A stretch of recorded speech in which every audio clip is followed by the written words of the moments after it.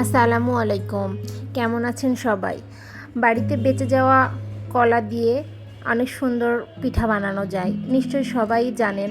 অনেক সময় বেশি করে কলা নিয়ে আসার ফলে আমার মতো যারা ২ জন পার্সন বাড়িতে তাদের কলা শেষ হয় না। আর কলাটা কালো হয়ে গেলে আর খেতেও ভালো লাগে না।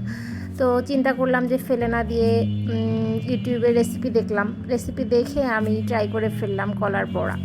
এই যে কলাগুলা সিল্কা খুলে নিয়ে প্রথমে চিনি আর কলা ভালো করে ম্যাশ করে নিলাম।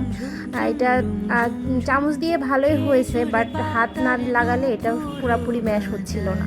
পরে আমি চালের গুঁড়াটা দিয়ে নিলাম। চালের গুঁড়াটা দিয়ে ভালো করে মাখিয়ে নেওয়ার পরে একটু দিয়ে নিব গুঁড়ার দুধ আর ময়দা একসাথে দিয়ে নিয়েছি। দেওয়ার পরে এটা ভালো করে মথে নিতে হবে। যত ভালো করে মথে নিতে পারবেন, পেস্টটা যত ভালো হবে ততই কলার বড়াটা খেতে মুচমুচে হবে এবং টেস্টি হবে। আর কলা যেহেতু মিষ্টি, সেহেতু স্বাদ অনুযায়ী যারা যেমন মিষ্টি খান সেইভাবে চিনি দিয়ে নেবেন। আমি টেস্টটা বাড়ানোর জন্য একটু লবণও দিয়ে নিয়েছি। আর সাথে হচ্ছে আমি একটু কালো জিরা দিয়ে নিলাম।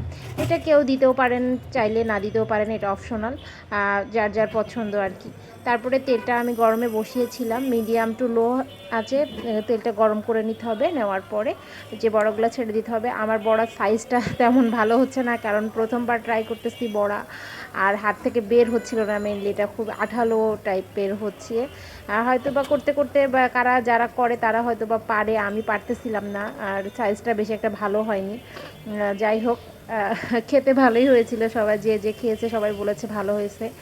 আপনাদের কেমন লাগলো রেসিপিটি জানাবেন কমেন্ট বক্সে। আর সবাই ভালো থাকবেন। আর কে কেমন, কোথা থেকে দেখছেন, কে কেমন আছেন জানাবেন। আসসালামু আলাইকুম।